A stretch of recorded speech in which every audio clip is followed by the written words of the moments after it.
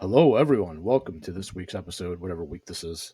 My watch doesn't have the week of Good Night, everybody. We are pleased to be with you, and by we, I mean me and Psychic Stephen, who has returned. Stephen, appear, I command it.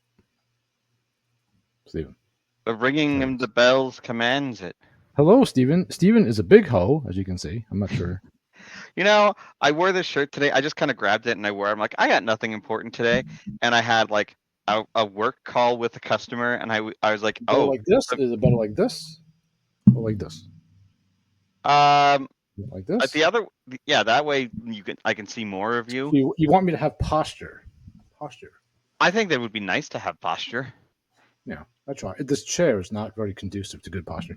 Stephen, how are you? Where have you been? It's been weeks. Last week, I recorded a show which is going up tomorrow in your local time. Well, tomorrow and the time relevant to now, which is. Was that last week? Yes, it was. Yeah, it was last week. I thought it was the week before. You didn't.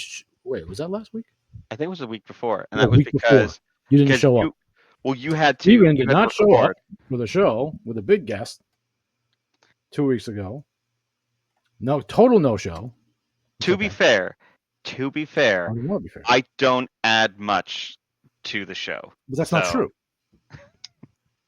That's where you're supposed to get upset. Have you not yet sussed out why I get upset if you don't show up for the show? Is because you do add a lot to the show. This is the essence of comedy. This is the show.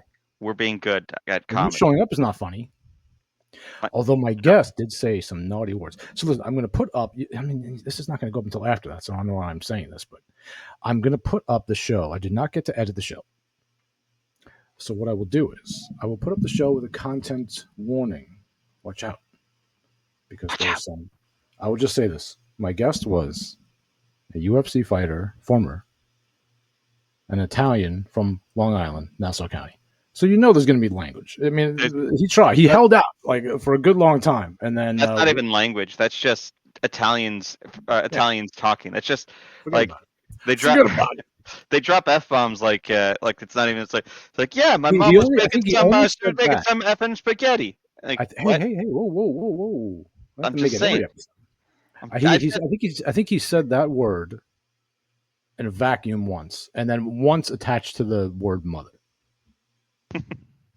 It's just how they talk. My uncle, when I was a kid, I didn't know that my uncle was super vulgar until I became an adult, and then I talked to him on a phone once, and he was just such an Italian, a New Yorker, like every other word. Well, my mother didn't say the F word, but she would say everything else.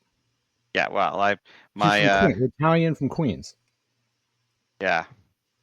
Now you are supposedly Italian, not Sicilian, right? You're Italian. I think I am Italian. I was reading someone's Wikipedia today. It makes me crazy because it says blah blah blah blah blah such and so, an Italian American of Sicilian descent. I'm like, make up your mind. Make up your mind. Which is it? I think you know what it was. It was Sebastian Maniscalco, who was not Italian. He's Sicilian.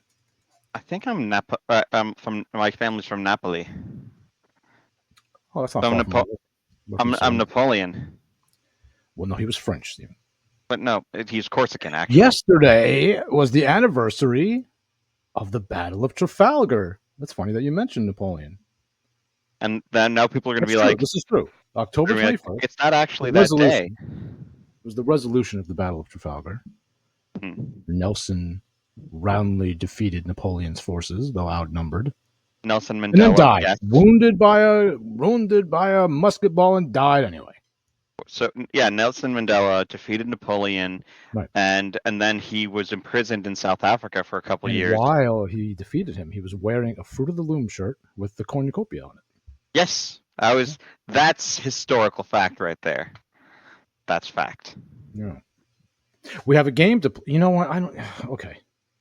We have a game to play. We have a very good guest, and we have less than an hour. So let's get. Yeah. Stephen will now bring up the title card, and he will sing the theme song to tonight's game, which is Smellebrity. Go ahead, Stephen. I give you permission. Guess who's stinking? What are you thinking? Get a whiff and catch a whiff. Can you not read? I mean, use your schnozzle when you spray the nozzle. It's time for Smellebrity. Ooh la la. All right, very good. Good enough. I just made that one up. That didn't actually exist before. This is Well, just a the tune didn't exist. no. Do you remember when we had a musical guy? Mhm. We had like our own Paul Schaefer. He was funny, Yeah, handsome young man, very talented, way and he more. absconded on us. He left He us. was just way too important to spend time He's with just too us talented. fools. He was so Yeah. kept saying he was so into it, and I'm not going to name any names. He was such a great guy, and left me alone with you. What are you going to do? All right, folks. It's Smellebrity. This is the game where we attempt to guess a celebrity's identity based on how they might smell. Okay. Steven, let's begin the game with the first. Now we have not seen. Okay, here we go. Oh, the name of this person's eau de celeb is Hag's Breath. And Okay. the top note is stale. We'll both guess, Steven. You have not looked ahead, right? I have not looked ahead. Okay, good. The top note is stale coffee. Okay. The middle note is forgotten fillet of fish. Ooh, on the backseat floorboard of a ride share. I have not seen these. Okay. And the bottom note is apple teenies for breakfast. Oh, I know. This is easy. But you want to go first? You guess. Who could this be? I think it's a Uh, collective. I mean, I think going from that, the Appleteenies makes me think Zach Braff, but uh, because in Scrubs he always drank Appleteenies. That's a good That show. was that was the joke thing. But I'm gonna Good go with show except someone for all who the is rampant fornicating. There we go. right. I'm gonna go with some. It's because the Forgotten Filet of Fish makes me think lapsed Catholic. I'm gonna go with Stephen Oh, reading a Colbert. lot into it. Stephen Yes, Colbert. Okay, you know what? I'm going to say this is any number of women from The View, and I say that because of the name in Ag conjunction with Breath. the smell. You know, All right, who so is? we Let's reveal who is this actually talking about? Let's see. just the View. Just the View. Hey, come Okay. on, Stephen. Oh, you know what? I was right about the lapsed Catholic stuff though, because That's I'm pretty true. sure So technically, you get half a point. I don't even know who most of these women are. I know that's Whoopi Whoopi and Goldberg. Joy, unfortunately, and honestly, that's it. I could not name if you put a gun to my head, a single other person sitting there on that panel right now. I know Whoopi Goldberg from Star Trek and Ghost. Of course. So, all right, Yeah, Ghost. Okay. Oh, Fugazi, Fugazi fresh. So that means baby, fake fresh. Fake baby fresh. powder on Rosie O'Donnell's Chafe Oh no! I hate this. Oh no! the Oh, New I don't York like. Subway in July, and soggy cornflake Oh, milk. this is hard. Oh, I'm this is gonna awful. Oh, you have a guess? What is it? go This is rough. Taxi Driver. The guy that was in Taxi Driver. De Niro. Yeah, But because what's he that have was to all do with like, Rosie O'Donnell? I'm just sticking with mostly New York, and I'm Roger thinking like, Corn. hey, I'm walking here, New York. I have no idea. That is my shot in the dark, New York. I'm I have walking here. no idea. I say Who do you know that? Trump for some reason. Who do you know that just dated Rosie O'Donnell and The lived only to person tell I about associate with Rosie O'Donnell is Trump. So it? Okay, listen, oh, you were right. Where's De Man, I don't Niro? understand the cornflakes. What's the cornflake reference? It's probably some No one of these idea. stupid movies I never saw, like I the just Meet the Parents, maybe. maybe. Oh, the milk. He milks the cat. I hate Robert De Niro. You know, Robert De Niro, aside from being an idiot, is the most overrated actor maybe ever. And he's not even Yeah, Italian. This guy. he's Do you not. know that? No, look it No. up. I'm telling you. Go down the rabbit hole. The guy's not remotely Italian. He's a Fugazi. Oh, now I get the title. Yeah. All right. Suede tuxedo. Oh, here we go. Okay. Rich bergamot zest with a touch of roasted marshmallow. Oh, this sounds so pleasant. The first sip of coffee on a lazy Saturday morning. Evil. Aged mahogany light. This has got to be Henry Cavill. I don't know, but this is somebody that would be very pleasant to be around. I Okay. immediately start thinking of Henry Cavill when I see these things. But I don't know. Aged mahogany library. Oh, the library. Oh, I know who this is. This is Don't reveal it yet. no, it's Will Ferrell. No. Bright He bergamot smells of zest. aged mahogany. That's from and many leather-bound books. My Why would that apartment be Will smells of Ferrell? because it's from Anchorman. It's a line from Anchorman. My apartment smells of rich mahogany, and I own many leather-bound. If I was making a scent for Will Ferrell, it would just be called poop. Okay. All right. So I'm saying Will Ferrell. Who are you saying? Well, I was gonna say Henry Cavill just because it's such a pleasant. It conjures such Okay. pleasant feeling, but I don't think it is. Tuxedo. I don't get suede tux. Oh, suede tuxedo. No, he would not wear a It's suede leather. tuxedo. That'd be leather tuxedo. He would I'm not wear just a thinking. suede tuxedo. I don't know. The smell It's got to sounds so be. nice, but the suede tuxedo sounds hideous. Hmm. I maybe marshmallows is because of that stupid elf movie. I don't know. I don't know, Steven. I honestly have no idea. Who was it? Henry Cavill. Oh, there we go. There we go. I knew it. My Cavill sense was Tingling. firing on all Who wrote cylinders. these? Who wrote these? Did your Our wife head write writer. them? Our head writer wrote this. Anyway, Okay. from the home office Sax and the Spitty in Spritz. Butts, Montana. Sax in the city spritz. I don't know what that means. Cornbread, the musky tang of sweaty palms and nervous. Well, this is you, and pineapple on pizza. This is you. No, I don't This have is Steven. pineapple on pizza. I don't You do set your that. kitchen on fire making cornbread. I You did got a not make. stinky. It So I wasn't cornbread. imagine you to have It sweaty, was nervous palm pudding. hands. I mean, I do have sweaty hands. That is Am I true. too loud? By the way, Generally, but no, not on the I audio. mean You're the right. microphone, not general. I can't help that. You know, Steven, you know how many times a day I hear "Why are you yelling?" I don't never think I am. That's a Why Bill are Burr you bit. yelling? That's a bit from Bill Burr when he was funny, but it's true. I relate to that so much because I do it all day. Like, why are you yelling? I'm like, I'm not yelling. I'm not yelling. These people don't know yelling down here. They think this is talking. This is normal. This is normal coastal elitist Italian talking. That's all it is. It's fine. Anyway, sweaty palms. This last slice of pie. This is a terrible person, whoever this is. Cornbread. What's your Uh, guess? I think it's you. it's not me because I'm not a celebrity. I'm gonna Well, sure. say You're on the show, aren't you? okay. And now I'm you gonna got your Stephen and Kayla talk heavy politics. The new no. show. It's First guest, Dr. Milton Friedman, on the show next week. We'll plug that at the end again, just so you know. yeah. Oh, thank you. And, it's like the new. You know what it is? It's the new firing line Yeah, with that's what it Bill is. Buckley. Except it's Um, Stephen. Yeah. I'm gonna go ahead and This is hard. Sex. It's got to be someone from the Sex and the City, I guess. But I've never seen that. so I'm gonna go with Did you say it's the gay? horse face. The Horse horse. face lady. Sarah Jessica Sarah Parker. Jessica Parker. But why? None of these Because to me say Sarah because Jessica Parker. Sax and the City. Yeah, but that's it. The You rest know of what? it. Will Ferrell. Will Is Ferrell. everybody going to be Will Ferrell to you? I No, think but it's I'm Mandy Moore. No, I don't know who eats this. This is. I think it's you. But let's see who it is. okay. Bill Clinton. Oh. Bill, because he played the Well, saxophone. what was the rest of it? Go back. Can you go back? Is it possible to go back? Cornbread. Cornbread. He's from Arkansas. Sweaty. But Sweaty palms. it should have been McDonald's fries. I don't know. The guy was always eating McDonald's. Go back again. Go back again. What's the sweaty palm? Yeah, okay. He doesn't. I guess he ate pineapple pizza. I guess that was a thing. I guess he liked. I didn't know any of that. I feel like I knew too much about Clinton already, and now I know even more than I did in the morning. All right. So we're both over. No, I got Robert De Niro. No, on this, on the last one. My shot in the dark Robert De Niro didn't work. I got Henry Cavill, of course. Of course. Yeah. Ode Exes. Oh, yeah. This has got to be Taylor Swift. I mean, sure. I mean, none of the clues say that, but she's got a lot of X's. That's the only thing I know about her. She's dated a lot of people. Gummy bears, hot glue gun, and thrift store flannel. Well, this is a crafter. Okay, I'm gonna say. What's her name? Martha Stewart. Well, go ahead. I'm gonna take Taylor Swift because that's the only person I could think of. But why gummy bears? I don't know. Cause I'm not doing very well. I got a couple okay, but I'm not doing well anymore.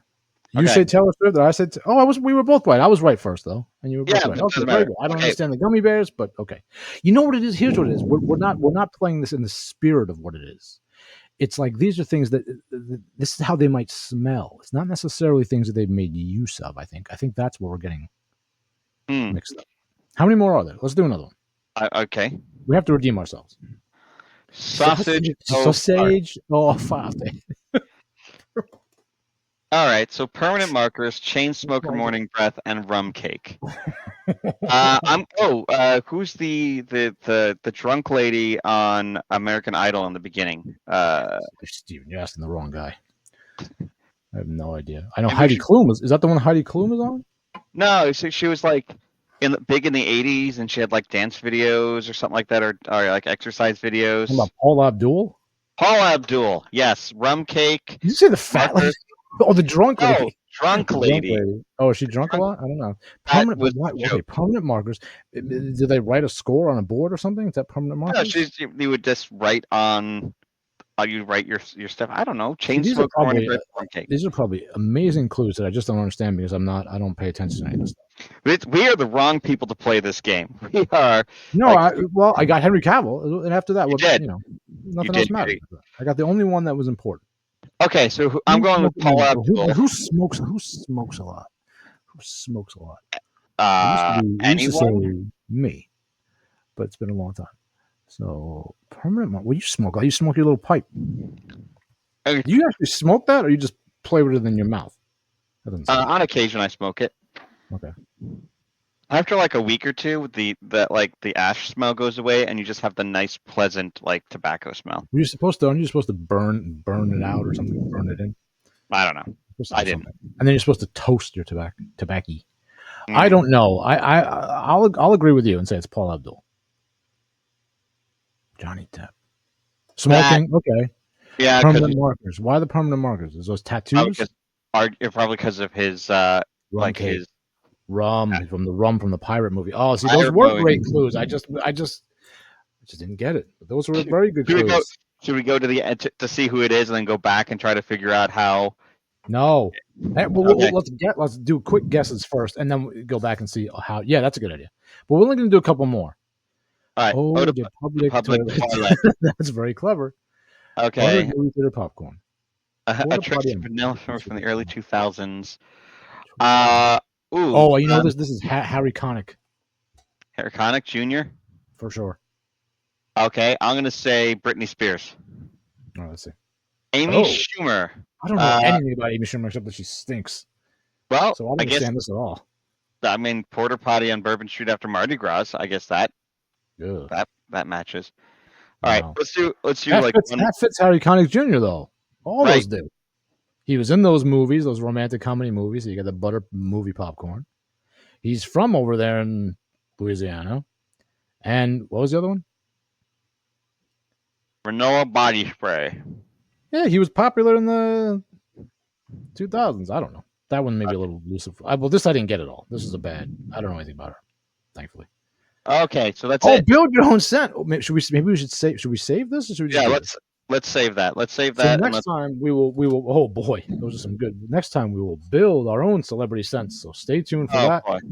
Well, that was Steven. You must sing us out with the closing theme, the outro. Oh right. That was the thing where you told people what they smelled like by doing a thing on the Celebrity Smellebrity. Oh, yeah, good. All right, now time to bring on our excellent. We have an excellent. Okay, we'll just bring him on before I introduce him. That's fine. That works too. It is Daily Middle Earth Wisdom, formerly Daily Token Wisdom, a previous guest on the show. We enjoyed very much having on. Now comes the serious part of the show. Why did you change your name? Did you I have was to? gonna ask him that. Yeah, that's a good question. I was debating back and forth, talked to a couple other folks on X and trying to get in some other topics and didn't want to necessarily attach Tolkien's name to it specifically, but still in the spirit of it. That makes sense. I can understand that. That's a good. Yeah, call. because you want to talk about like other Middle Earth things that Tolkien didn't have any Well, involvement. I don't think he means just. I think he means things that may resonate with the line of Tolkien's ethos, but not necessarily be related to politically or sociologically or Pineapple on pizza debate. logically. I get it. Yeah, exactly. Because I'm that's assuming that's what he means, right? Tolkien had a very specific stance on pineapple on pizza, but we don't need to get into that right now. Yeah, he was against it. Yes, he hated refrigerated food, so I don't know. That's right. He used to whenever he'd go to a restaurant, if somebody would order a pineapple pizza, he would shout at them in Latin, and like throw holy water on them until they changed their order. See, I understand this reference, yeah. but I don't know how many other people do. It doesn't matter. Then the people on the show understand the reference. So. Well, Keep up very strong. Thank you for coming back. Thank you for being here. Yeah, good to be with you, fellas. Yeah, cool. So, how has everything been? What's been rumbling in your mind about Tolkien? Have you come to any new illuminations about his work that you were not aware of previously? Always something new, right? And as current events shape consistently, and there's some what you would call revisionist historians that are getting some traction in the mainstream, and you start Okay. filtering their views of things through Tolkien, and or at least through the philosophy that inspired Tolkien, it can get pretty heavy. Yeah. What have you noticed about that? Have you seen these? Are they working for the negative, or have you seen them making positive contributions? And Probably a little bit of both, both? honestly. What's the old maxim? If you're how's that go? If you're explaining, you've already lost. Mm-hmm. So I think I don't know how many people have watched cable news anymore. Not that it's edifying or anything. Obviously, the rise of the podcast has been encouraging because you have these long form conversations, like Rogan, obviously being maybe the best example, but then other podcasts that have gotten serious completely accidentally, and they've yielded some really good interviews with prominent figures and historians. I know what Andrew Scholl's Flagrant podcast is really good Yeah. sometimes. Yeah. Yeah, I mean, there's a whole list of them. Theo Vaughn, Theo Vaughn, yeah. great the last year. That was a weird one to see happen. Anything serious come out of that? Yeah, For sure. Well, I think they're going through the same existential experience we are, to where just trying to make sense of things. At least for me, not to go down too much of a rabbit hole, but like the Ukraine war was really really an odd one for me. Like trying to figure that out and piece together, who was doing what the interests were, motives, and so on. And obviously, it's unfortunately still going on. yeah. But that seemed to be obviously COVID, but then that too, I think, was a turning point for a lot of people to start evaluating the status quo. I think you see that even in in the comedic world. Yeah, I think a lot of them at the time though seemed to be fully indoctrinated with the mainstream messaging of the COVID situation, and some afterwards recanted that position. But I mean, maybe I'm remembering incorrectly, but it seemed like it was near uniform that they were going along with it. All these comics and all these. Well, the celebrities, Hollywood, of course, we expect nothing else from Sure. them. But comics used to be the dissenting voice, quite often, and somewhere along the line that stopped. They got swept up in the mainstream. I'm going to use the word wisdom, but it's obviously not wisdom. What do you think? Are you a comedy fan? Steven claims he is. Are you someone that pays attention to the comedy scene? Because it can be a good barometer, right, for the temperature of the culture. No, 100%. I mean, they clearly push the envelope of what is considered acceptable or unacceptable discourse. And, whether it's the long form conversations on their podcasts or just even their specials, Yeah. seeing that happen, whether it's, Dave Chappelle or, I mean, there's just such a litany of them now that you can run through the list. You still have, Jim Gaffigan, for example, who doesn't get too heavy. And, it's kind of funny, but eventually it kind of wears off. Or even Kevin Hart tries not to get too in depth with anything, but Yeah, well, I've heard crazy stuff about him. So yeah, and you kind of get fatigued after a while. But at least some of these folks, not that you agree with them on everything, but maybe you can see some character there, some decency, and some, maybe they're genuine, if nothing else, maybe misguided, but doing their best to get on right, track. there used to be a degree of honesty, at least, coming from these guys. I mean, obviously, there's so much from George Carlin that I don't agree with, but he was being honest for what he really believed and what he saw in the world, and you can respect it as far as that goes. But now, stuff is either just completely stupid, or it's just regurgitating all the talking points, except for these guys that are Rogan. Look, I know what he says. He's not a comedian, but good for him for having these interests. I mean, he's awful, and most of the people surrounding him are absolutely awful. But as comedians, I mean, but he has given these guys platforms. Tim Dillon, here's another one. Good example. Theo Vaughn, and who's another good one? I guess this isn't from the Rogan orbit, is he? He came from somewhere else. Andrew Schultz. What, Schultz? I think he's largely. He's not a Rogan guy. I don't think he's not. I think his first visit on Rogan helped him quite a bit, but they are good friends from what I understand. But he was one of the first ones that really ran with this idea of doing your special on YouTube and using YouTube to be a platform for that I noticed anyway. Right? Yeah, like he had disagreements with Netflix. I think the first special was supposed to be on Netflix, and they had a falling out. Yeah. And who is his? I'm blanking on who his mentor was. Black comedian, passed away, diabetic. I can picture his face, and I can't think of his name. Was it Patrice? Yeah. That's exactly. Oh, I who didn't know that was his mentor. I didn't know they even knew each I other. don't know how much of a relationship they had, but he bases his comedy and crowd work off of his Well, I can approach. believe that. Yeah, It's yeah. tremendous. Yeah. He got so much more kudos after passing. It's like with Norm. Like I remember, nobody liked Norm Macdonald. I don't care what anybody says now. Nobody liked Norm because I would talk to people about Norm and they're like, "Oh, that guy's weird." And I was like, "He's a genius. He's so funny." Now I don't like him. His voice annoys me. Now universally, oh, Norm has always been my favorite. Like I don't believe you. I don't think so. Like, yeah. but what I mean, good for him for getting recognition he mostly deserved. Now the problem is, I hate getting swept up in these things because there are two sides to this as well as everything else in popular culture. And for people like me and Steven, I'm sure you as well, there's the faith side of it, the morality side, and then there's just the entertainment and cultural side. So I'm always divided. I feel like I'm being pulled apart because for as much as I like Norm and think he was very funny, on the other hand, he was frequently filthy. Yeah. And irreverent and sometimes blasphemous. So I have to say to myself, like, how much do I want to advocate for people consuming his work for the truth he did say when they're going to also be consuming that part of his act also? I mean, is that something you think about a lot? And where do you fall on that? 100%. I deal with the same dilemma too. I really enjoy Andrew Scholl's, just to go back to him and I think it's his most recent special, which was on Netflix. I mean, most of it's cataloging his whole IVF journey or process with his wife and Really? they eventually had a child, which can be good, but obviously there's major ethical concerns with that process, and Yeah. he very irreverently runs through them, puts a comedic spin on it. He's obviously hysterical, but you do have to stop and pause and say, okay, well, how many millions of people watch this particular special are being influenced by what to me is objectively immoral and gravitating towards it. But yeah, to answer your question, it runs through your mind all the time. Yeah. But at the same time, things being what they are, maybe focusing on common ground, there can be some benefit to it, as long as you're open that, hey, there still are disagreements. Simply saying that I appreciate so-and-so's conversation about this topic doesn't mean I endorse everything they say, but in the interest of intellectual freedom, honesty, and hopefully elevating the conversation, I don't think you can write them off either. Yeah.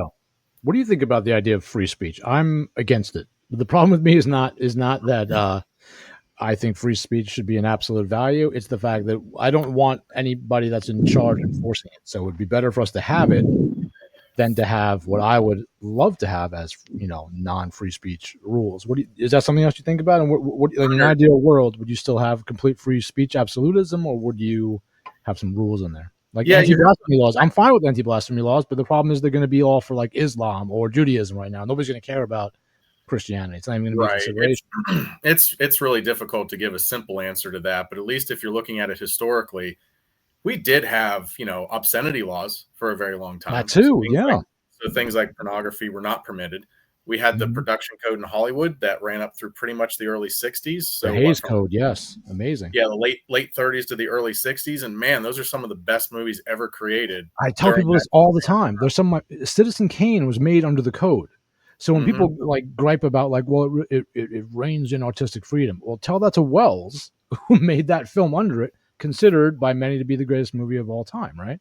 I think taking the time to temper your art and framing it to some type of structure, societal norms, morality, I think it actually helps the creative juices rather than hinders them, because then otherwise you have chaos. I'm a big fan of like the old school horror movies, like the Universal monster movies. Me too. And you know what? Can't even watch them nowadays. No, horror now is completely diabolical. I was talking to somebody about this the other day. Steven, can you do me a favor? Can you put your microphone, just put it right in your nose? Because then we can get, like the full breath volume from you. Yeah, there you go. Just cut out the middle, man. Go ahead. So I was going to say, so there was when I was back in high school, and this is a weird way, but it leads back into what you guys were talking about. Okay. When I was in high school, we had this, we were all like, we had to give prompts for someone to do a poem. Like it was for a poetry class. You had to pull something out of a hat. And so we all had to write down like an object that someone would then pull out of a hat and in order to make to write a poem about it. And I was kind of a little jerk kid. I put the word psychrometer in there, which is it's a device that you use to measure to measure like humidity and stuff like that. Blah blah blah. It's not a big deal. But the person who got psychrometer, they instantly knew that it was me that put it in there. But they came up and they ended up doing a poem that was actually really good, and they were, and the reason why it was really good was because they were given such a strict thing to talk about. So, and that's where you're talking about how when you're stuck inside of the code, you have to be creative. Right. Yeah, I was listening to you. Yeah, no, I got that. No, that's a good example. I think That's a really good. That's a very good analogy. Is that an analogy? I think so. It's just a story, man. Just a It's story. a good illustration of that principle. But I think that's absolutely true. I think that because in those instances when you want to speak about a certain subject that may be considered taboo within the confines of these guidelines, you have to be a little more creative in your thinking and in your storytelling. Animal Farm. Fosters. Yes, there you go. Sure. Well, Chesterton touches on that too, right? He was not a free verse. He's like, free verse is just prose. So how's that poetry? Mm-hmm. You know, and for the most part, at least for me, I'm not a big fan of free verse. I prefer some sort of meter and rhyme scheme. And again, you're refining your art. Carl Sandburg maybe would be one exception, but outside of him, most free verse I really have a hard time with. I don't really see it as poetry. I prefer yards to meters because just the imperial system's better than. It's not. It's Freemasonic. How many times are you going to go through this? The metric I'm saying yards are better than meters. That's all I'm saying. Yards? Well, yards. Oh, imperial. You want imperial. You don't want metric. I want imperial. Oh, I thought you wanted metric. No one wants metric. You said that one time. Something about metric. No, I hate the metric system. The metric system is a tool of the devil. devil. Okay. My car gets 4 rods to the hog's head, and that's the way I likes it. Well, that was somebody else then. I thought it was you. Was it somebody we talked to? What are you eating, Steven? Somebody. Well, I'm Italian, so I'm You're eating not. spaghetti here for dinner with meat sauce and fresh Parmesan that's been grated on top. Bolognese. I don't think it's bolognese. It's it's just a meat sauce. It's not even I just not Italian. Can't.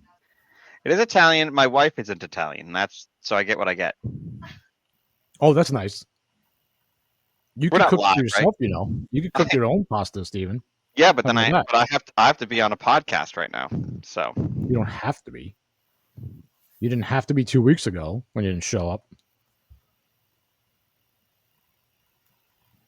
Steven has exercised his food.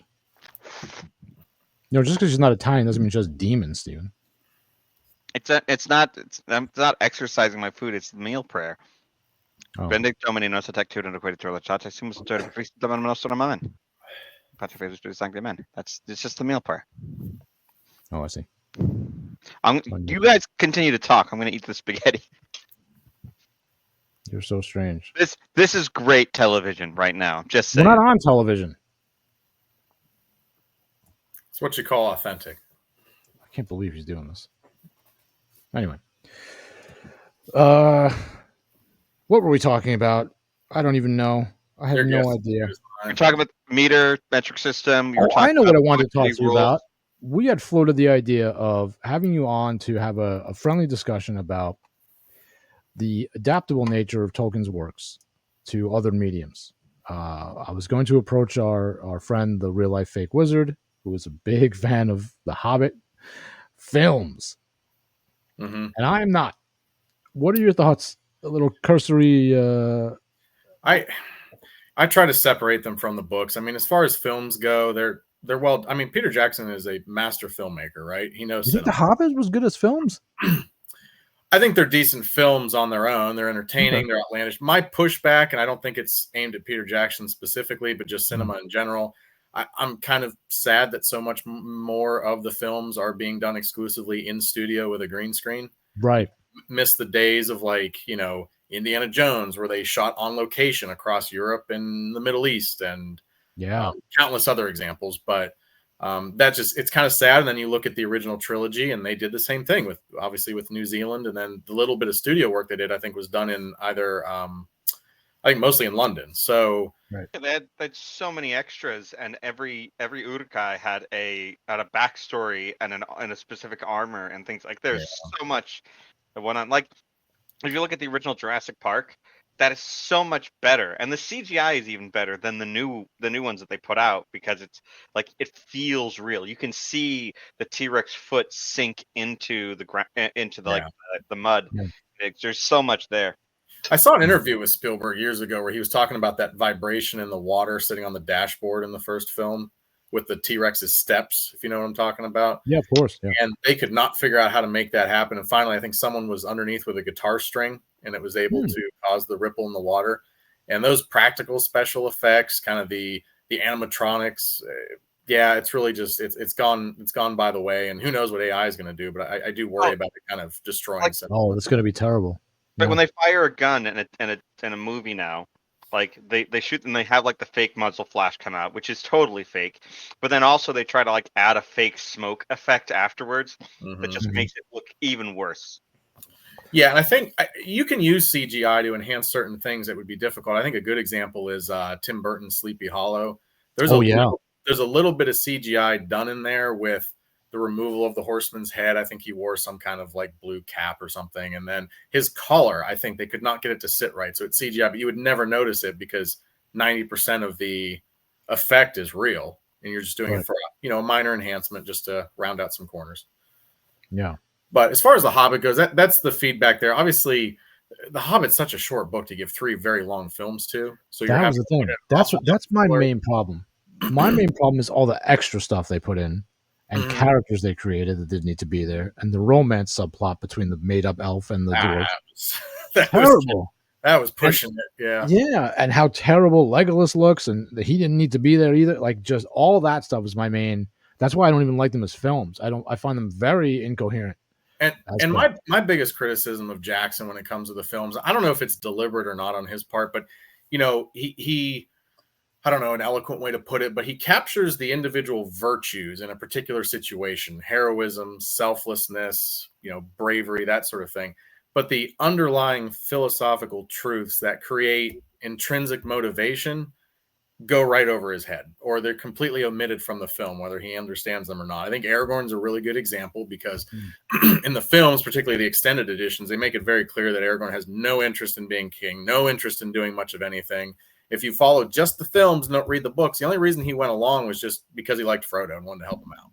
Yeah. And that sense of duty, the underlying idea of providence and cooperating with the divine will and going through life, it is simply absent from all 6 of those films, Hobbit included, which is unfortunate. I think, as Tolkien makes it very clear, Christ is the central figure of the books, and you would not arrive at that conclusion from the films. Not that you need to get preachy or anything, and obviously you're trying to translate book into film, but the subtlety that Tolkien employed in getting those points across in the books, maybe it would have behooved Jackson and his wife to include those more in the scripts that they did develop. Now, is this do you think a limitation of film? Is this a limitation of Jackson's understanding? Is that a bit of both?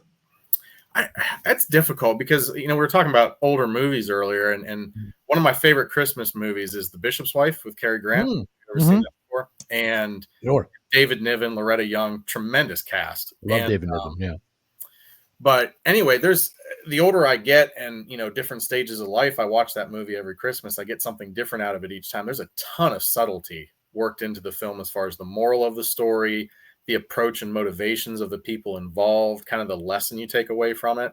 So I think you can do it in cinema, but it is not easy to do. But hey, that was made during the production code, so go figure. Yeah, another one. I've watched so many of those movies. From most of the movies I watch these days are code era movies, honestly.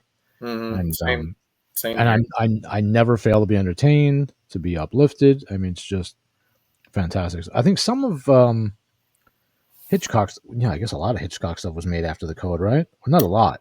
Yeah, he kind of straddled the code a little bit, because what's his first film? Is it 39 Steps? 39 Steps, yeah. And that was, that's a very good film. But they're all great. And he does the same thing Tolkien does. So it is possible. I kind of answered my own question there a bit, because he does the same kind of thing Tolkien does, which is infuse it with Catholicism, right? But it's never preachy. I mean, if you didn't know any better, you wouldn't think that Hitchcock had a Catholic sensibility and was a practicing Catholic at all. You would just think he likes justice, maybe, and thrillers. But it's all in there if you know what to look for when you're watching his movies. Old Heavily Disney influenced by movies are a good example too, because going back to the older ones, they all follow the same formula. You have the story developing, there's a conflict, it rises to a climax. Somebody makes a completely selfless act to try to resolve things in a good way. They usually either end up losing their life or almost losing their life, and then the resolution comes along, but only because someone was willing to sacrifice themselves. So maybe not quite as subtle as Tolkien would be. This would be maybe more like Chronicles of Narnia subtleness. Yeah. But it's the same point. But you go through the older films, like Lady and the Tramp's a great example, with the Hound at the end potentially sacrificing himself for the tramp. Jungle Book with Baloo, and you could just go on. They all follow that. They all follow that formula up to a certain point, and then they started to erode in different directions. Some of their 21st century films are still good. Like Coco is one of my all-time favorites, but too many of them, it's just they kind of get pulled into that moral ambiguity that we're kind of experiencing with. Even the early ones have eroded their source material, right, and made it more. Well, I guess what Disney assumed was palatable, right? I don't know what his intention really was. I can't read his heart, but they're definitely watered down versions. Where are you going? Are you leaving? Post-meal stretch. I was adjusting my seat, and I do have to leave, but I'm not leaving now. Well, you got 10. We have 10 minutes more of the episode. Do you have any questions? I do, and we touched on this before you showed up on the show, so I think this is very important. But I also know that as soon as I start asking this question, you're going to cut me off, and no, I won't. Me? Yeah, 100%. Stephen, when have I ever done such a thing? Okay. So there was a post. So I was mentioning this prior.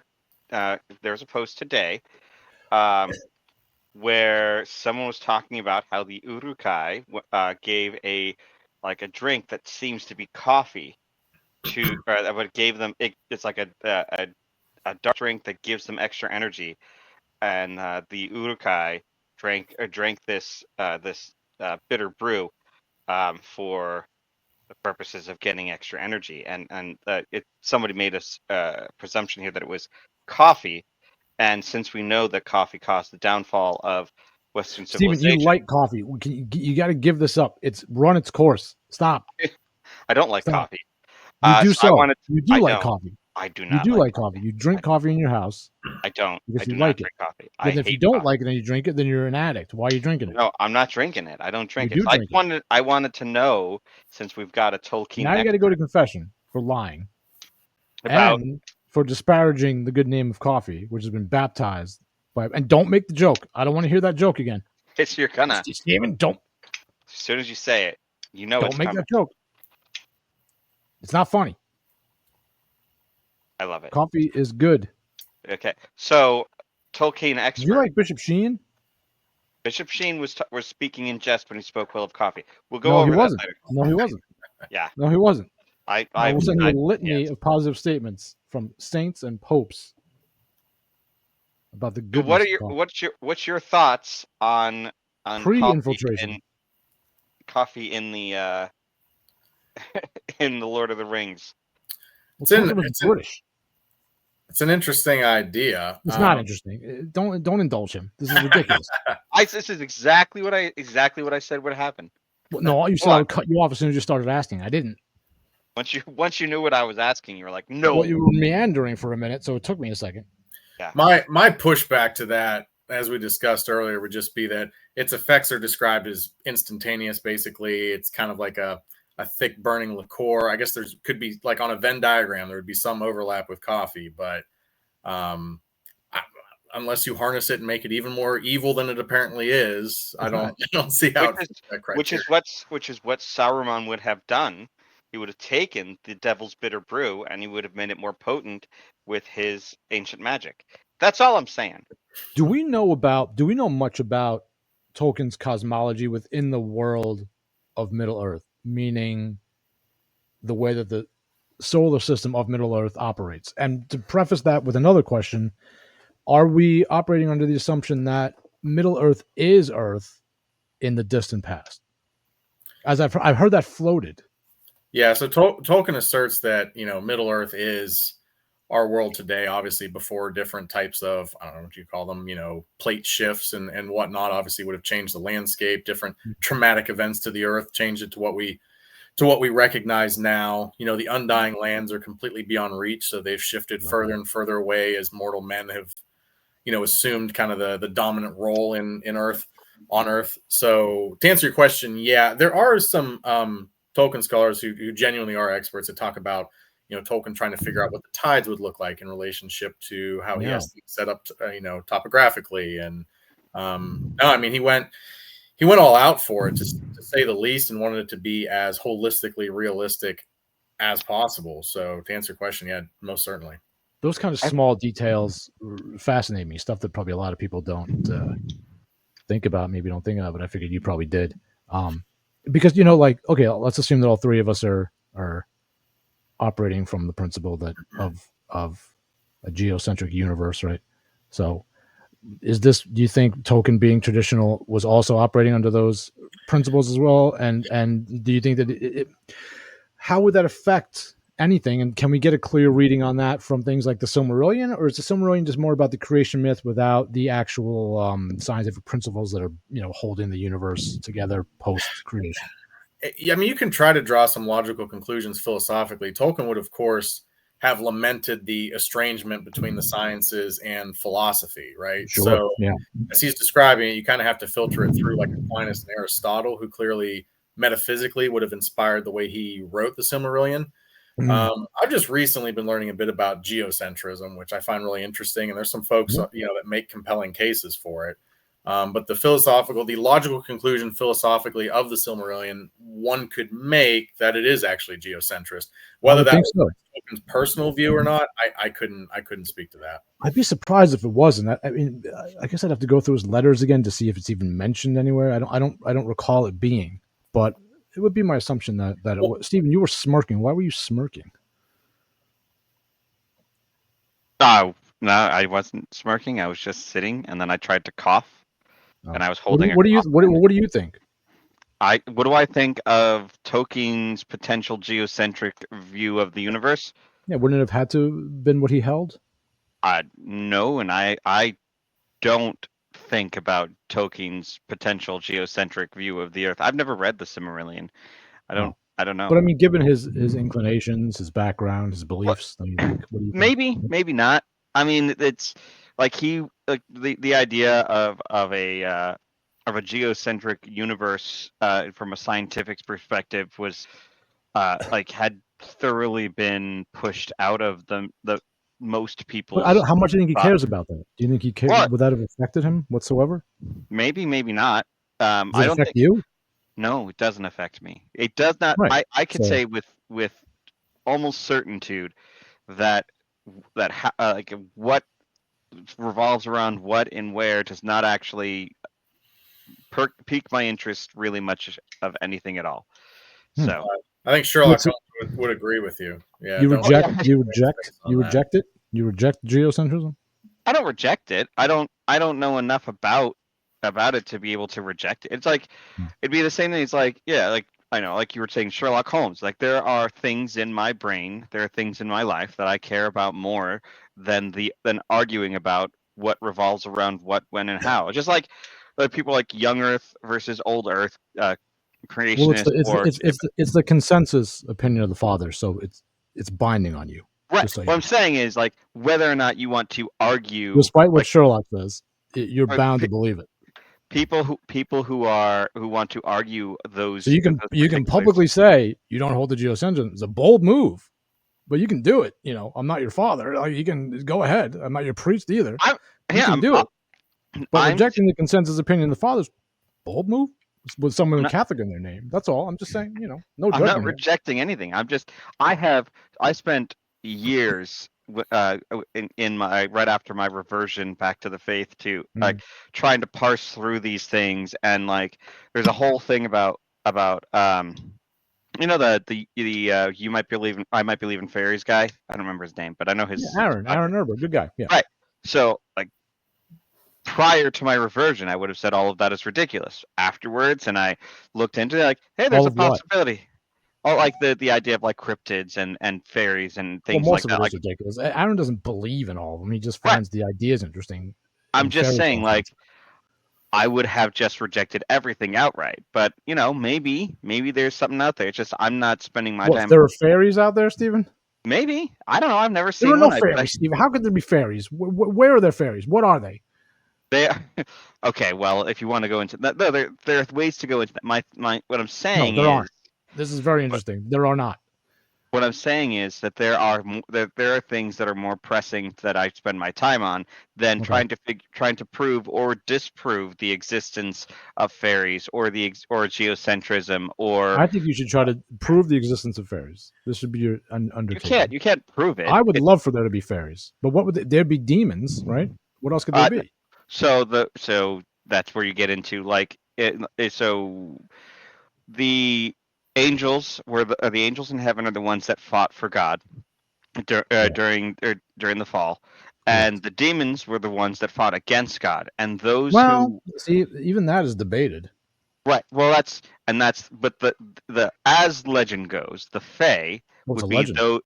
Right, that's the legend, right? Okay. The Fae or fairies or any of those mythical creatures Mhm. were those who were not good enough to stay in heaven, but not quite bad enough to go to hell. So they're little trickster spirits that exist. No, see, you Um, can't have that. You can't have that. Doesn't work. That doesn't work.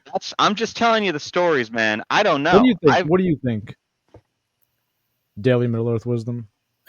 I think that I guess a couple of things. One would be, as a medievalist, I could see Tolkien being very critical of Galileo, probably Sure. having taken the time to read his works, understand both his life and that of Copernicus, both of whom did some good things, but also had some demons in their personal life. To Mm. what degree that undermines their work, that can be debated.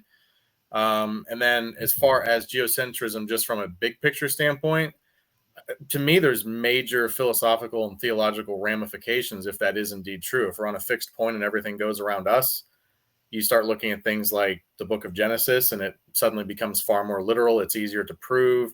Who has hijacked and really gravitated towards heliocentrism? Kind of your modernist, atheistic Coffee thinkers, drinkers.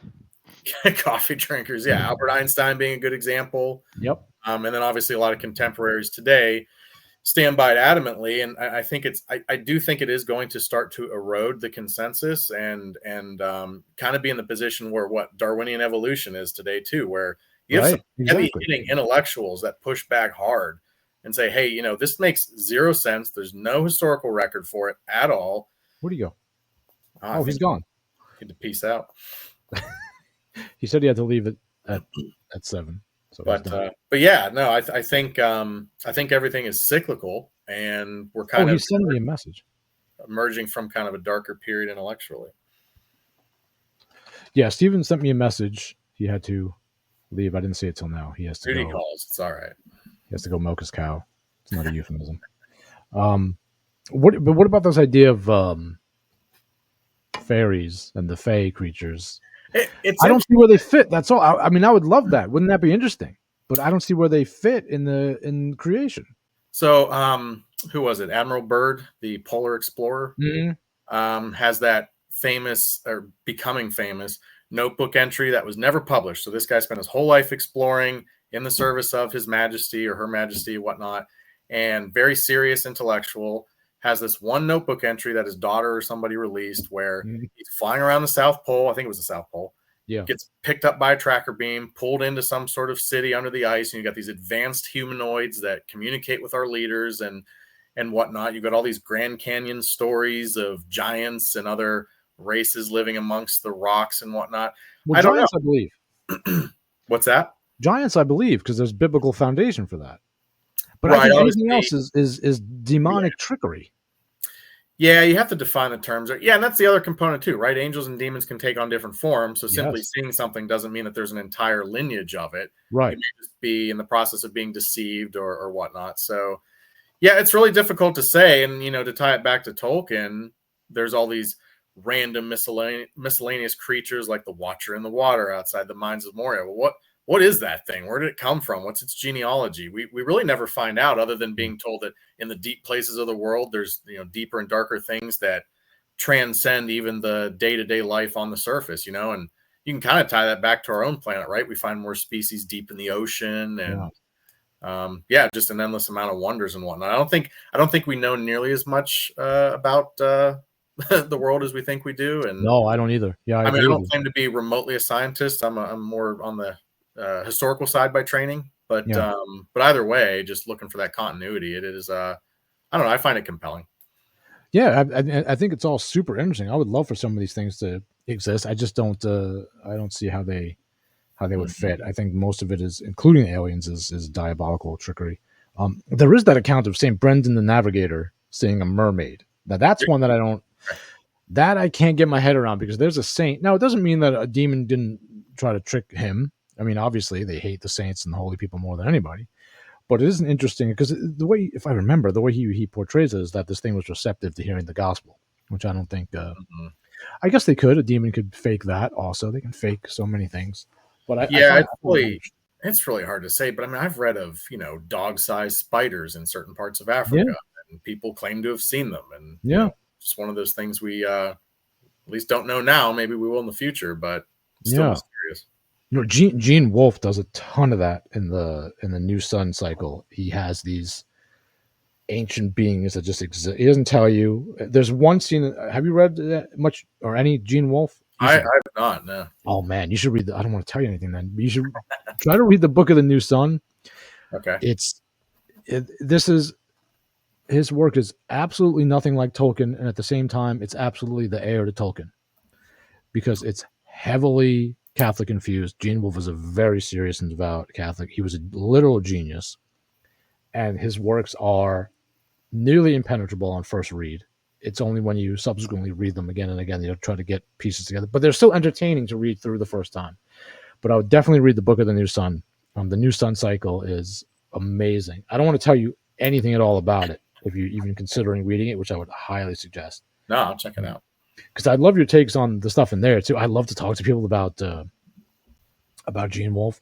I had a guy on earlier in the show, an earlier episode, who does a podcast only about Gene Wolfe, and very insightful, very good. But the problem, he wasn't Catholic, so I kind of like to get fellow Catholics' ideas on these very Catholic writers because, like, another thing Wolfe does is he names nearly all of the characters in the book after super obscure saints, like Okay. super, like you're going deep into the Saint of the Day archives for this, and doesn't give it away at all because it's taking place in the. I don't even want to tell you where it takes place because that's a secret too. Try to read the Book of the New Sun, and if you do, if you do, let me know. I will check it out and let you know what I think. Yeah, I think you'll find it fascinating because it hits all the notes of the stuff that you're seemingly very interested in philosophically and socially and obviously theologically and also his storytelling is just incredible, just absolutely incredible, and the things that come back around to connect, 2,000 pages later, literally, is mind blowing. Um, but yeah, we got to have you back again soon. We got to do longer. Steven had to go early tonight. I gotta cut it off soon too and do work. But yeah, would you come back on sooner? It's been too long in between these two. I have a Yeah, lot. no, happy to chat with you guys, and it was kind of nice to branch off topics, but it's also nice to bring it back to Tolkien, at least for Of for me course. Yeah, as I well. know. We hardly even even talked about Tolkien. I'm Nothing, sorry. nothing This wrong is how with the that. show is. Yeah. Yeah. Well, so many things touch on what he created and are influenced by what he Well, I did. think it speaks to his adaptability. I think to your earlier point, right? That Yeah. you're talking about certain transcendental philosophical truths, properties, elements of morality. You're going to be able to apply it in a timeless way. And he was very conscientious of, hey, this is not some sort of allegory for something in my day and age, Mm. right? It's not about the atomic bomb or anything like that. Otherwise, it might get just kind of hemmed in with, sci-fi from that era as opposed to being more timeless. And instead, it deals with timeless things like the role of power in combating evil Right. and how to take those approaches. So, yeah, no, always. Even though some of it clearly about the Industrial Revolution, right? I mean, Piece it's like, that piece is fair. Yeah, yeah, no, I would concede that too. But I think to him, it's like it was such a widespread affront against nature yeah, that still impacted is. not just his country, but really Western civilization and even other parts of the world that yes, I suppose that is more refined or more narrow historically, but there is still kind of a universality to it. I grant him that because of exactly what you just said. It ended up being a universal, I'm going to say, problem. I'm not a fan of it either. The ripples are still being very heavily felt. I mean, it's really one of the primary catalysts for the destruction of the family, if you really think about it, because of the way wages are distributed, and it's definitely what we have now is a consequence, a direct consequence of well, every revolution is evil, right? I mean, the French, obviously, and the Russian, the industrial, the American, these all have their origins in anti-Christian, often Freemasonic. Um, I don't want to say Yeah, Jewish. I would largely agree, right? So our approach needs to be more reformative rather than Yeah, revolutionary. You don't upheave anything; you simply fix what's there. It's what it's the Protestant Reformation as opposed to the Council of Trent, that's right? another one, right? It's The it's just Protestant Revolution. Yeah, one approach is, I would argue, more acceptable. The other one is not, and right. yeah, and judge it as such. Well, Satan is the spirit of revolution, right? So I have to logically um, then discern that anything that takes as its ethos the idea of revolution is probably not of Christ. I Well, mean, right. So Christ is the logos, right? It's the order of the universe and mhm. the natural law and all that. And as soon as you start upheaving nature, society, the natural order, you're inherently in rebellion, whether you're doing it consciously or not. Yeah. What do you think of the idea? Since I still got you here, what do you think of the idea of what Tolkien says about the Gospels being the ultimate fairy tale? I mean, those weren't his exact words, but he says that the it is a fairy tale. How do we understand that as Christians, as Yeah, I Catholics? mean, you can wrestle with that for a while, but Yeah. I mean, his broader point was even ancient mythology. It's the famous conversation he has with C.S. Lewis, right? Where Right. Lewis is saying, the virgin birth, the Son of God, all these different things. You see it with the Assyrians, the Babylonians, the Persians, even the Sumerians. Tolkien obviously pushes back and says, well, they were all partially right, and they point to and lead to the ultimate fairy tale of the gospel. It's just this one happens to be true.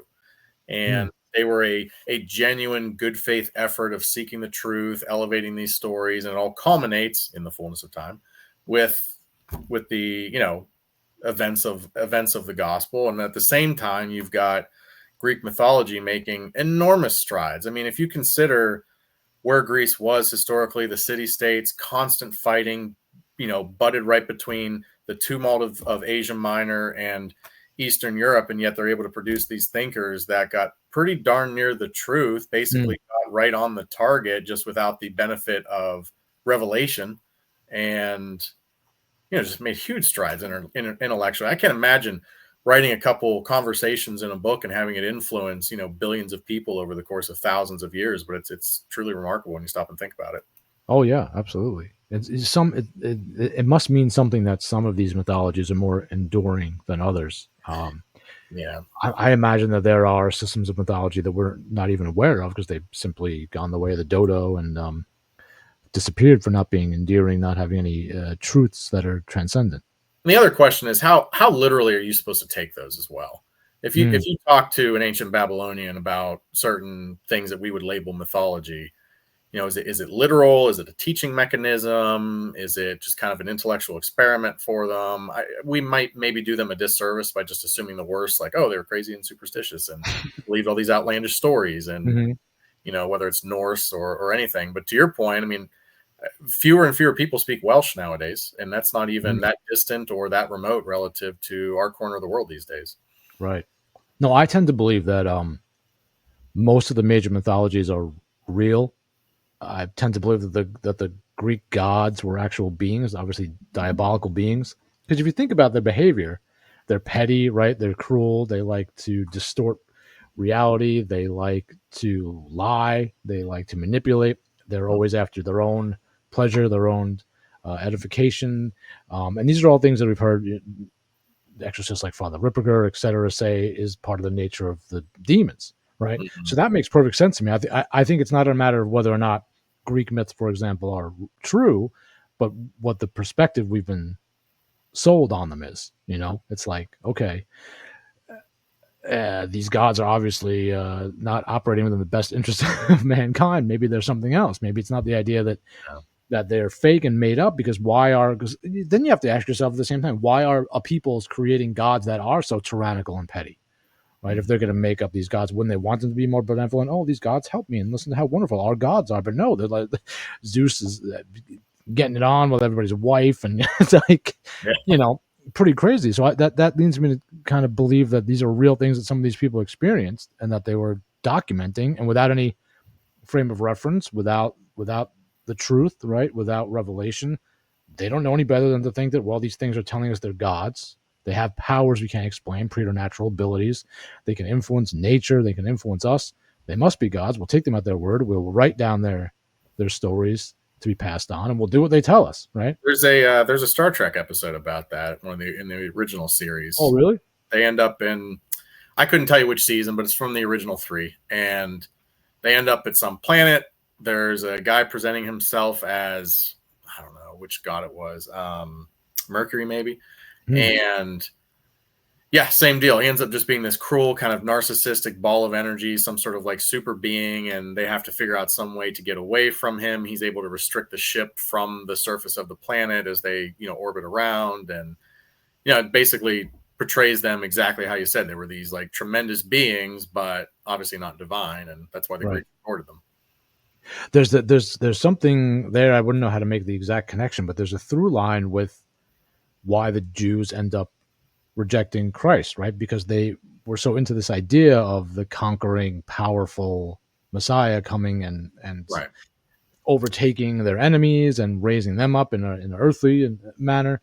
And I think probably there's something there of the same spirit that operates in the things like the Greek myths, right? Whatever is presenting that opinion, obviously, is against Christ, the Logos, the pre-existent second person of the Trinity, and is carrying that same kind of spirit that the Greek gods had. And it's the idea of power as the ultimate good, right? Which is the Roman gods, the Greek gods, the Norse gods, and ultimately the Jews' idea of what the Messiah was supposed to be. Right, this dominant usher in some type of utopia by vanquishing all the enemies, and and I think I see Catholics fall into this trap where the idea of like, well, we're going to fight power with power, and if Tolkien teaches one thing really well, it's you do not win by fighting power with power. You just end up turning into what you were combating. What Stephen referenced Animal Farm earlier. Yeah. Moral of that book too, right? Yeah, you're going to turn into the farmers by the end. So, yeah, it's there's a lot to digest, but you can still filter, at least have the solace of filtering current events through his lens, and I get a lot of solace from that. Yeah, because that idea is absolutely rampant today online of like, we need to crush the enemies, we need to fight and overtake. And I get it, right? Like we've had the boot on our necks for so long that we want to turn about as fair play, right? But it doesn't tend to work that way, right? That just distorts us into what we're trying to fight against. And we have the benefit of some very old wisdom within the church to where you can look at some points of clarification that unfortunately maybe Protestants have kind of cut themselves off from, but like certain moral dilemmas that I see fellow Christians face, those within the church are less likely to, because there has been clarification because of the folks that have preceded. Even to your point about let's build up a bunch of power and throw off the folks that have the boards on our neck. No, it's, we have priorities. It's God, family, community, God, family, country, some would say, but basically, your duty to God, your duty to your immediate family, and then your ethnos, your immediate community, your church, your neighborhood, whatever. And if you prioritize and build that way, it does wonders for you. Right. But there's so many people online, that seems to me, so many Catholics, that they only see the Crusades. They only see Lepanto. They only see these militaristic conquerings of the church, and ignore everything else around that about humility, about passivity. And we're not pacifists. I mean, obviously we know that. The church is opposed to pacifism as a philosophy. But at the same time, we're not Muslims either. We're not conquering by the sword. We're not meant to. Why do you think that's happened? Is it just like I say, because people feel like they've been so beaten down for so long that they're just looking for revenge? And how do they not realize that revenge is also an anti-Christian principle? Right.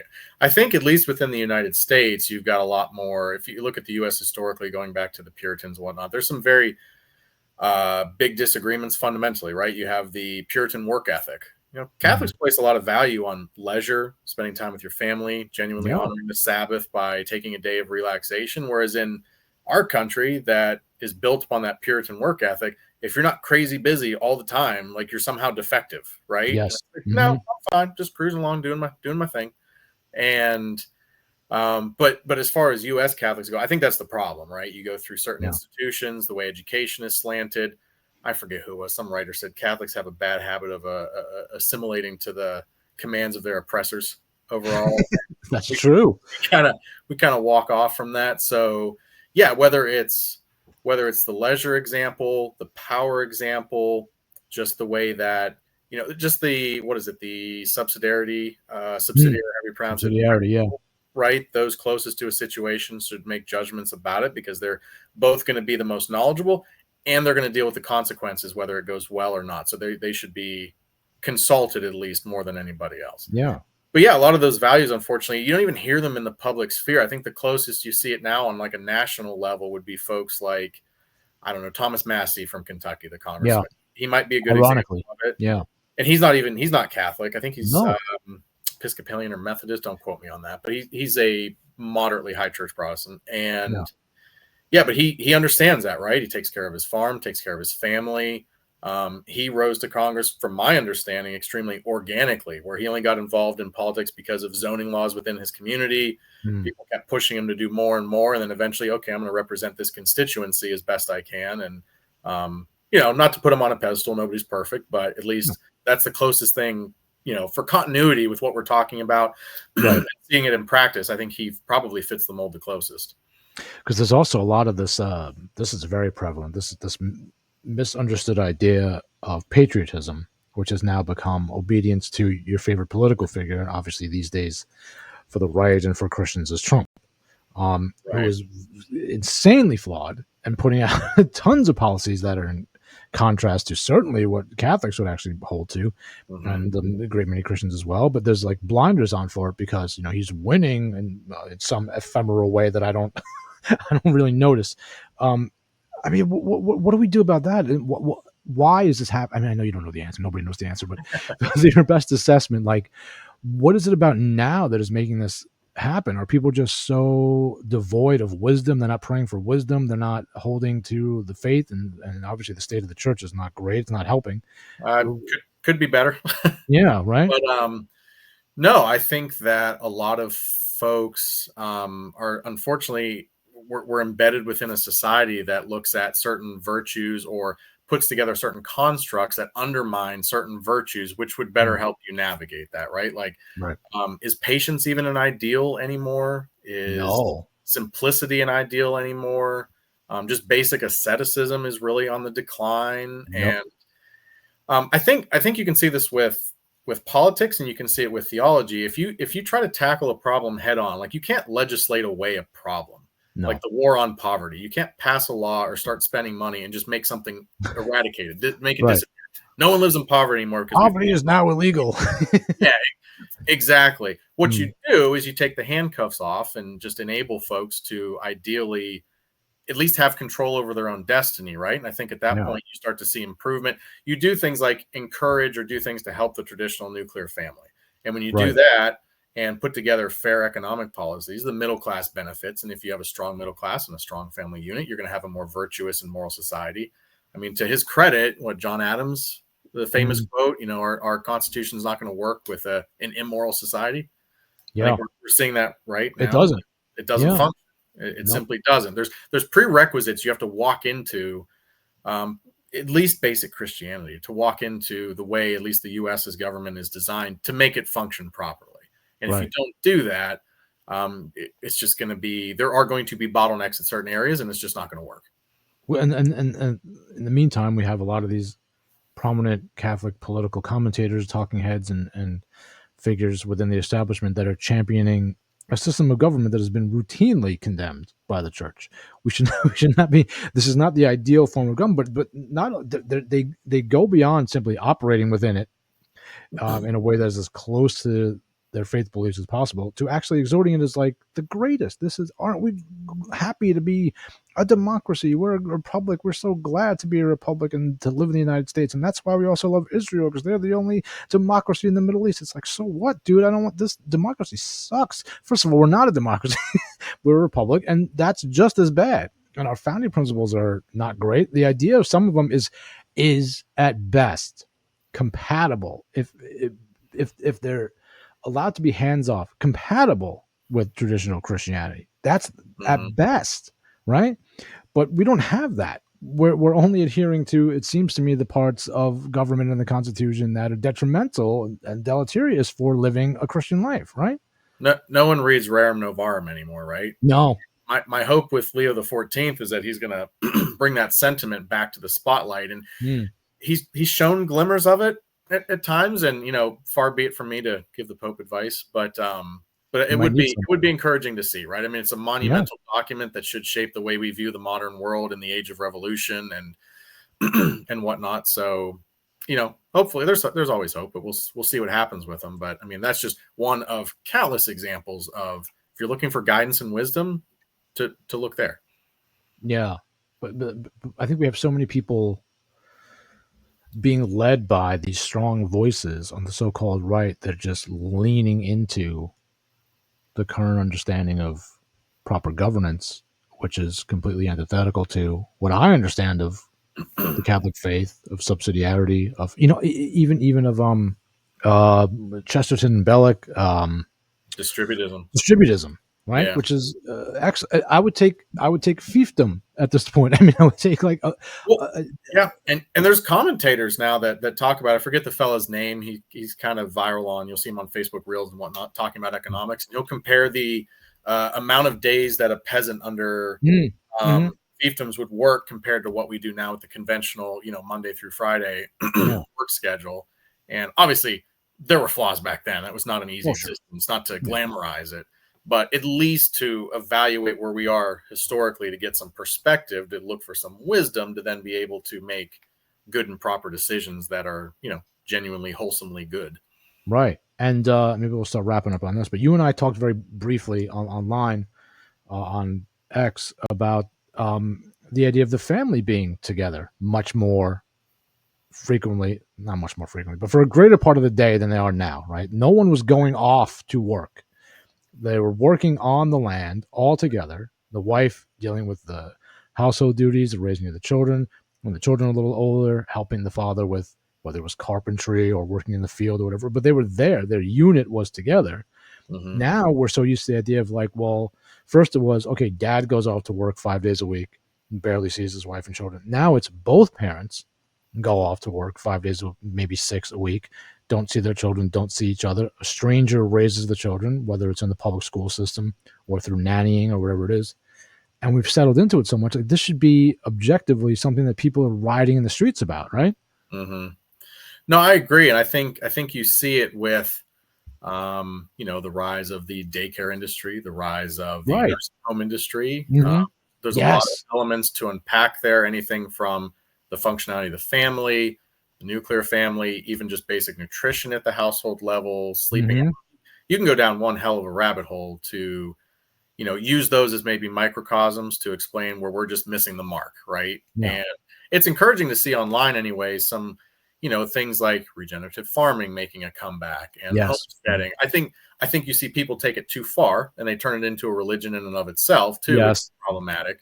But at least seeing those principles come back into public discourse is huge. And, the conversations around nutrition from when I was a child to now have evolved, and I'm in my mid-30s, so have evolved so much just in the last couple of decades. You've got raw milk making a comeback, and I don't know, some encouraging things with the level of discourse we're seeing, at least online, even, conversations like this.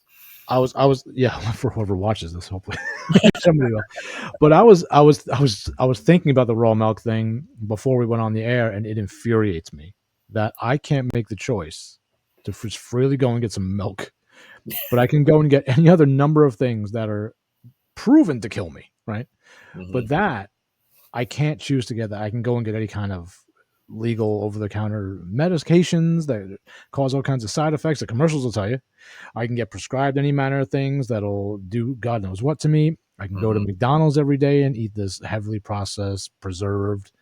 I'm going to use the term food loosely. I can drink myself crazy. I can smoke myself crazy, right? But I can't go get some milk because the Yeah. government decided no. That's the kind of thing that like infuriates me, and that people should be. See, it sounds stupid, like the milk, a crusade about milk, but it's the kind of thing that's like endemic of the society we live in, where we have no autonomy and agency over ourselves and our families, and the government really likes it that way. You've heard the dandelion conspiracy theory, right? No, I don't think so. So I want to say it's Roundup. Kind of runs the market on weed killer in your yard. Yes. So the product is aimed at destroying dandelions. Yeah. Well, they're also involved in. I don't have all the specific company names, so forgive me, but they're heavily involved with pharmaceuticals that treat heart disease. Right. Well, Yep. one of the best natural remedies for heart disease is the dandelion. I know. And right, so you're destroying the remedy and you're presenting an alternative antidote, and Oh yeah. kind of creating the supply and the demand. Basically, They it's do that for so many things. it's Yeah. brilliant. It's diabolically brilliant.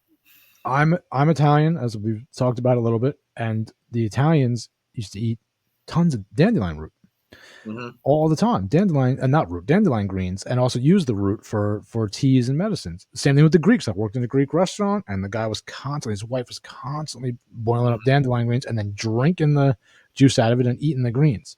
Hmm. And it's super. We know it's so good for you. It's so healthy for you. But now, yeah, they want to. My grandfather's from Tuscany, and he did the same Okay, thing. there you go. Same Yeah. thing, right? Yeah, they would. The old women would just be picking the dandelions on the side of the road and bringing it home, boiling it down, and eating. And it's good. It's like Hmm. broccoli rabe almost.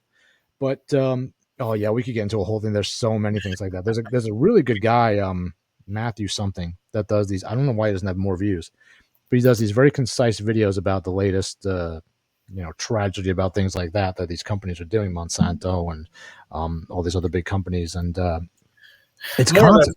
more that's coming to light. Thankfully, Ian Carroll's Yeah, done a lot of good work on that. yeah.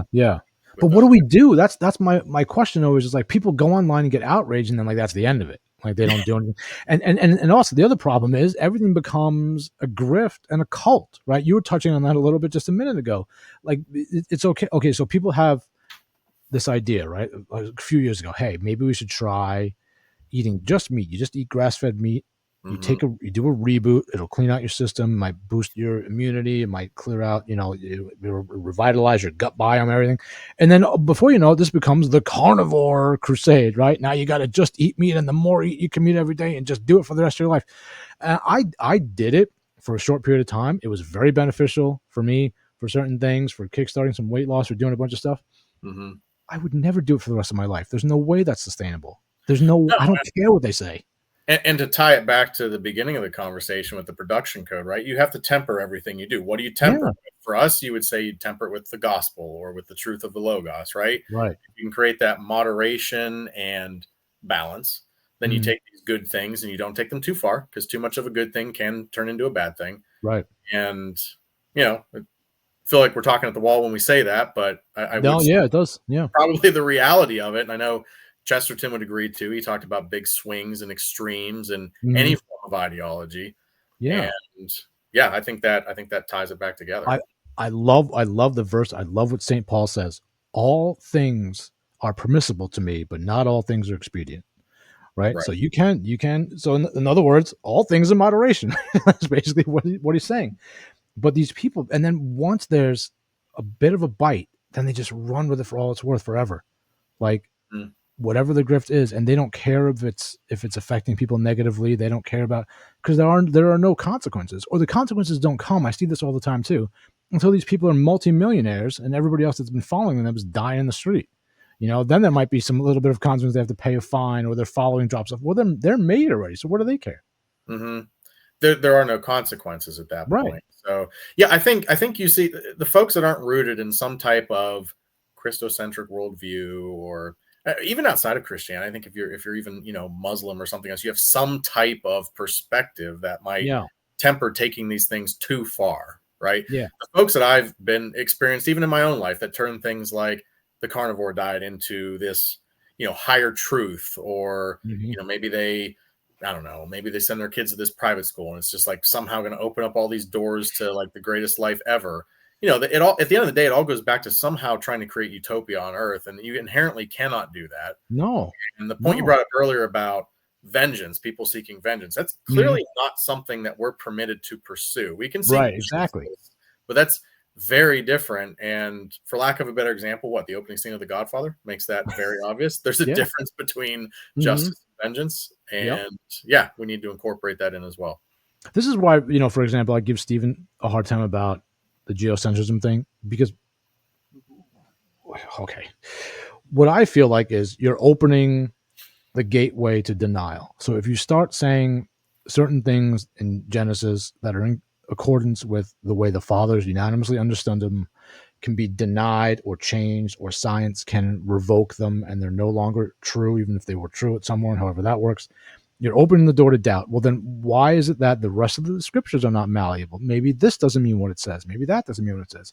Then we have the thing where the miracle of the loaves and fishes is just everybody shared, right? And there's no reason to find that view to be inadmissible because we've already established we don't have to take the Bible at its word. We can have it mean whatever we want it to mean and whatever's in accord with the consensus of the day, right? And I feel like it's a slippery slope from not taking Genesis literally. That's where it starts. And it's the easiest one. And the devil knows this. That's the easiest one to poke holes in because you've got the consensus of science telling you it's ridiculous.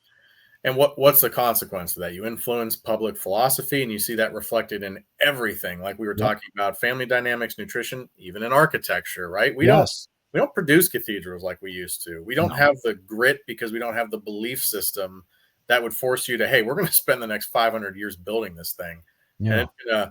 it's gonna survive multiple world wars, multiple direct hits, and stand as a testament to what we believed in and what we think our successors should believe and what our family Right. generation should cling to.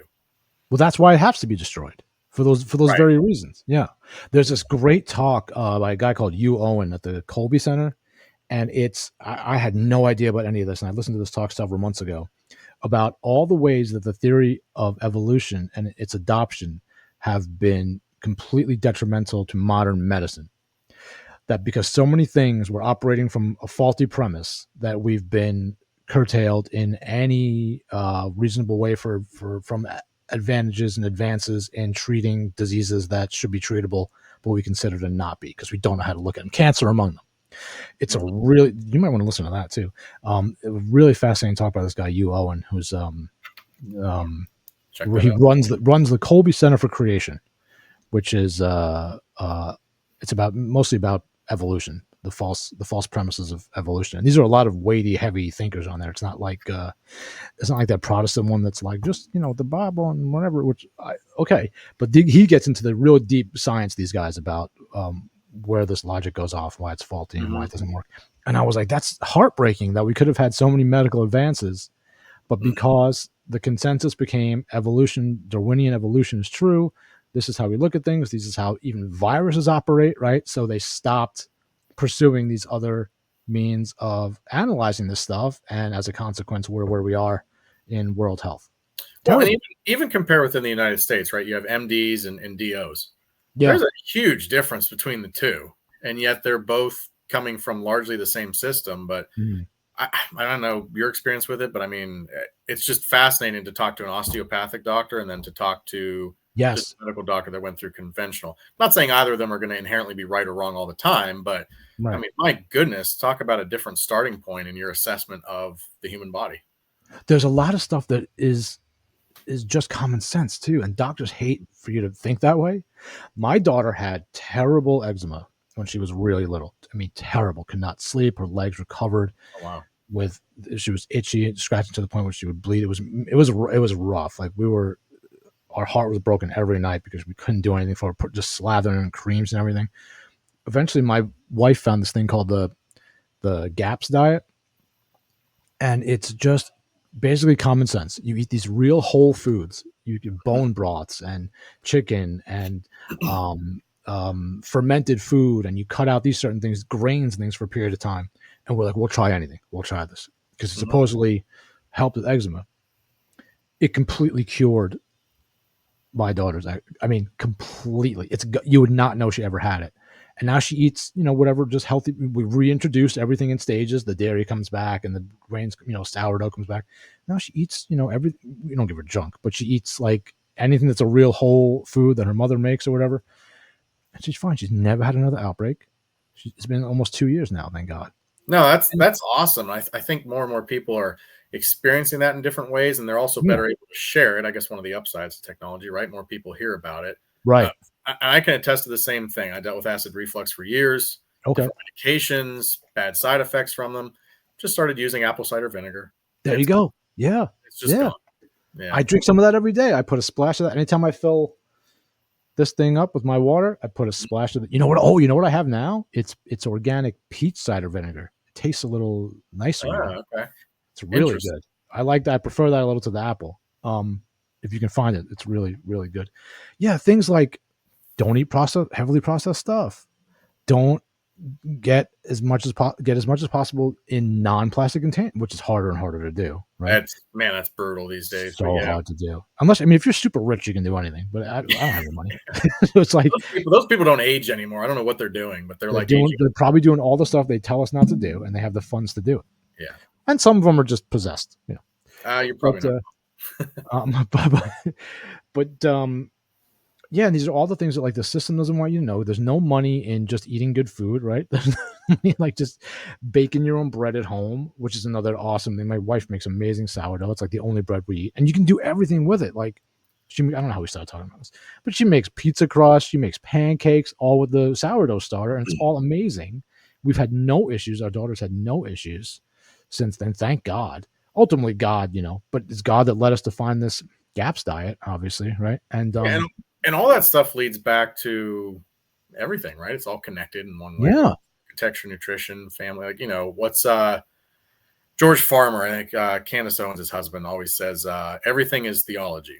It is. Other, right? So everything ties back one way or the other. That's right.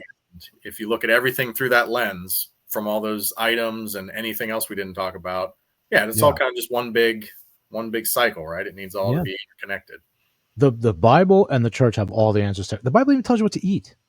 Like it even tells you what to eat. Like eat honey, it's good, and honey is amazing. People don't know that either.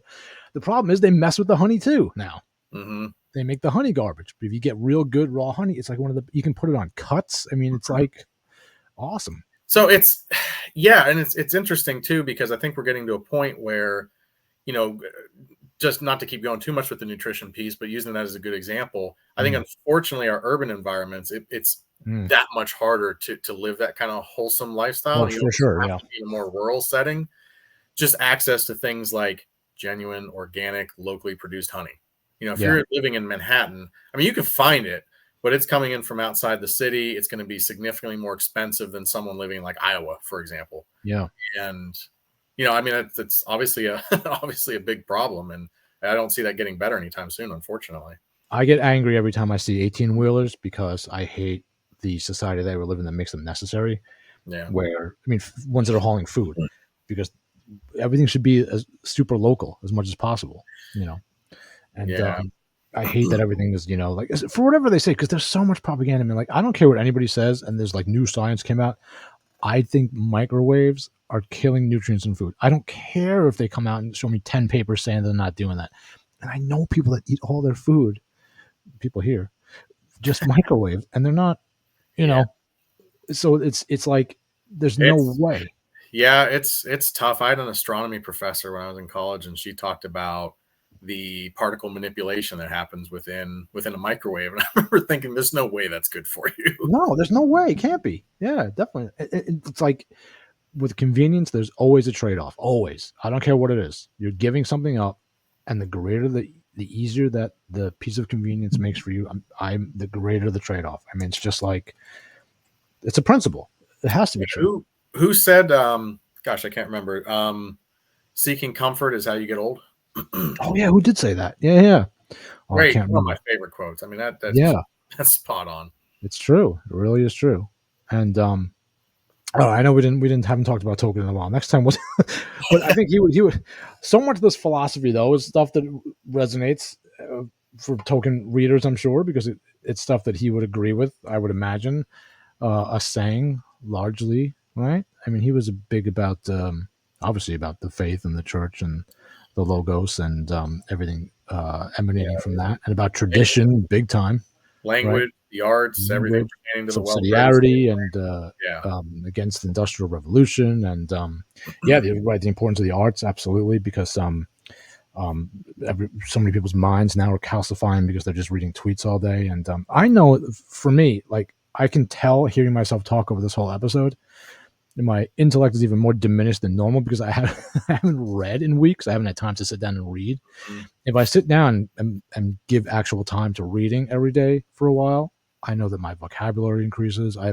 It's not even that it increases. I have more ready access to it.